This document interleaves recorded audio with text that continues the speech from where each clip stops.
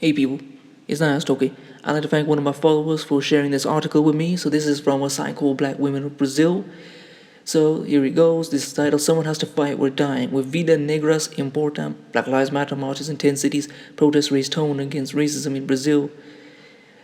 With some questioning the effectiveness of protests and marches, myself including, tens of thousands of Brazilians took the streets on Sunday in various cities, not only to join demonstrations going on around the world in memory of the African-American male George Floyd, who was killed by police in Minneapolis, Minnesota, but also for the many black Brazilian lives being cut short by murderous police actions, and also to stand up for democracy that many believe is being threatened to the presidency of current President Jair Bolsonaro.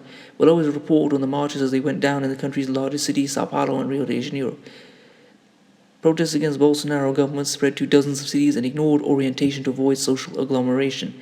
I'm more afraid of racism than the pandemic, by Carla Jimenez, Priscilla Arroyo, and Isadora Rup.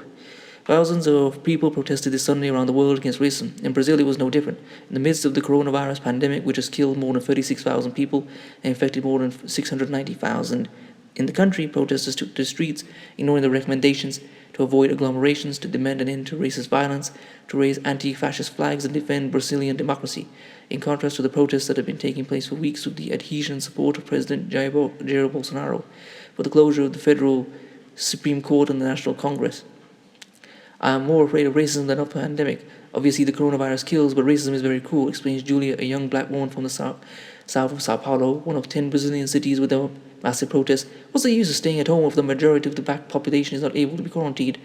Justified designer Dania Aquino, 26, who was also at the Sao Paulo protest at the Largo de Batata public patio. Those who didn't go to the streets went to their windows. There were pots being banged in several capitals, also some acts favorable to Bolsonaro, albeit to a lesser extent in the cities of Sao Paulo, Rio, and Brasilia. Well, that's just mathematical.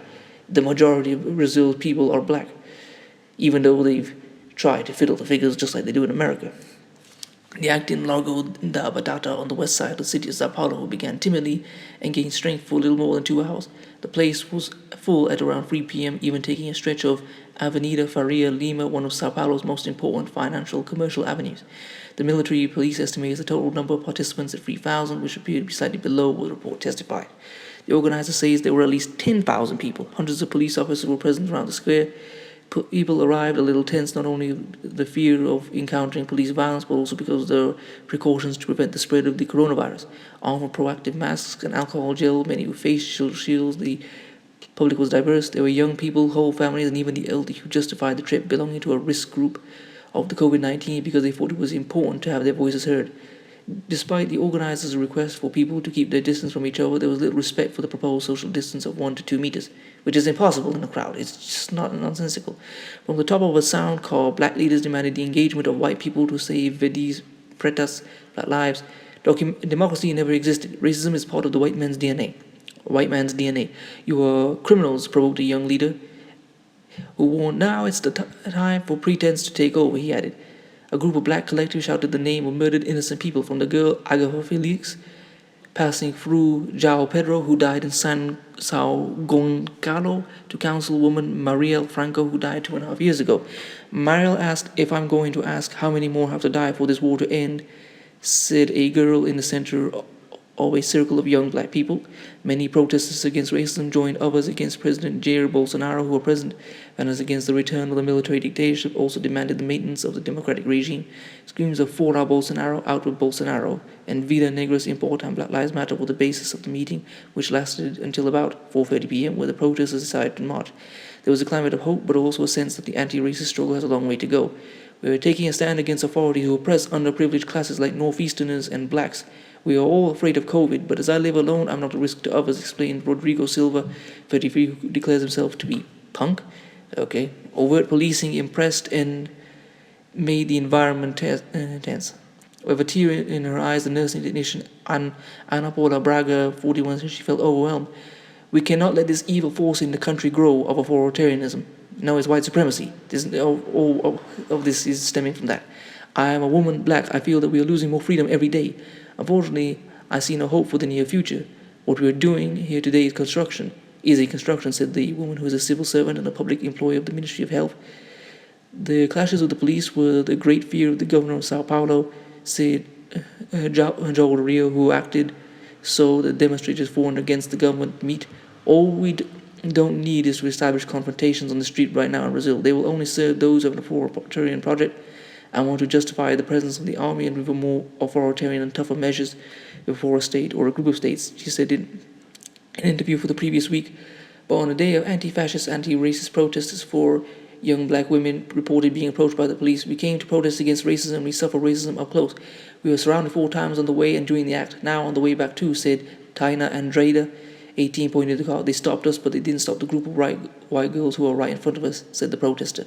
Participating in his first protest, Lima de Paula, a black student from Itiquaquecetuba, sorry if I don't pronounce that right, chose to carry a protest poster against intolerance. We are stopped, surrounded, we are disrespected. That is part of the routine, but I got tired. I know the dangers of COVID, but racism has killed for years, and we cannot be afraid. If we don't come, no one will come for us, said the young man.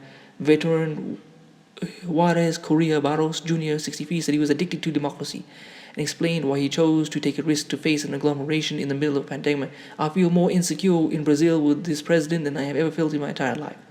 I left home today to show my anger and indignation.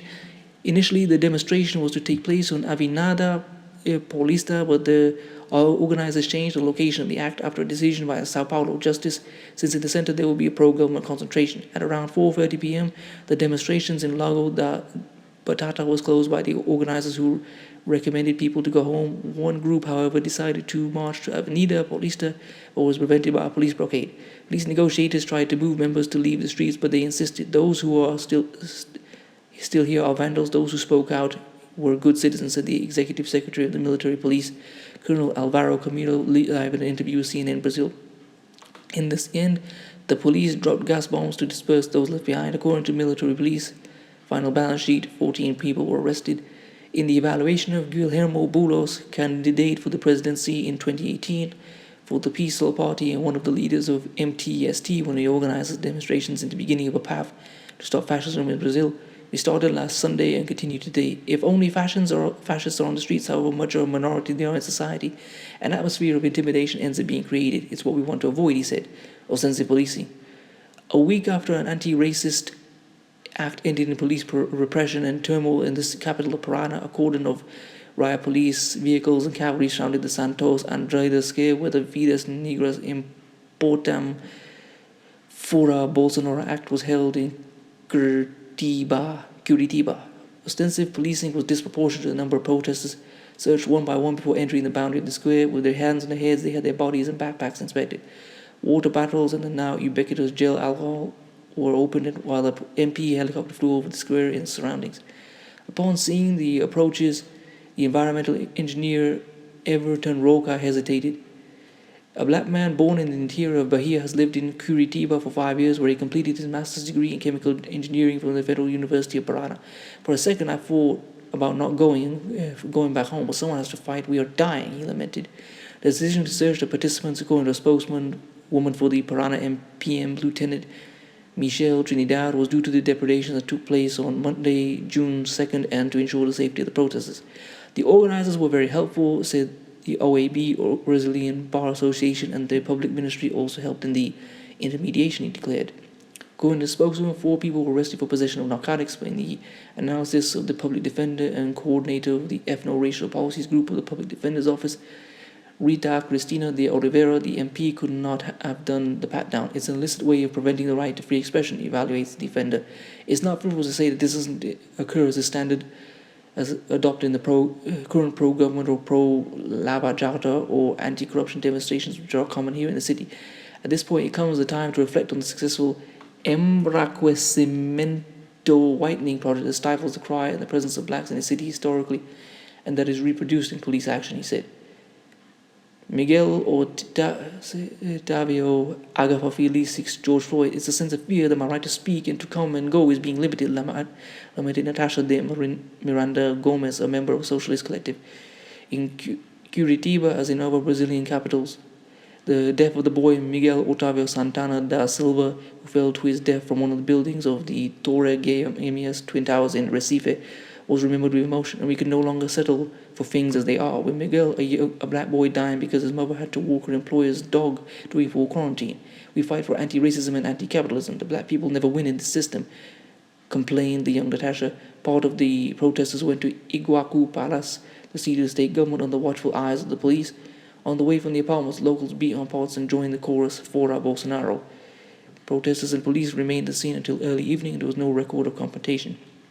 In Rio de Janeiro, protesters gathered in the Zumbi dos Palmares monument around 3 p.m. and walked to Candelária. In addition to the anti-racist protesters, repetition of names of black victims of police brutality composed the track for this Sunday act. Mariel President, Agfa Felices President, João Pedro President, George Floyd President. Well, I just want to finish it off. I'll say, as Neely Fuller said, the whole world is a prison. If for the non-white people of the world, and it's obvious that it's the same in Brazil. And it also makes me wonder, like, when I've often watched a lot of these Black men's channels where they talk about traveling to Brazil, and I'm just like, why? This is even worse than America. But oh well. And anyway, we send our support to our people in Brazil, and Brazil is a black nation which is controlled by mixed people and white people. No different than America. It's just one day where they have a jungle and they speak in Portuguese. If you like to support this channel, I'll leave my GoFundMe in the description. I'll leave this article here as well, and I'll leave my Instagram as well. Peace.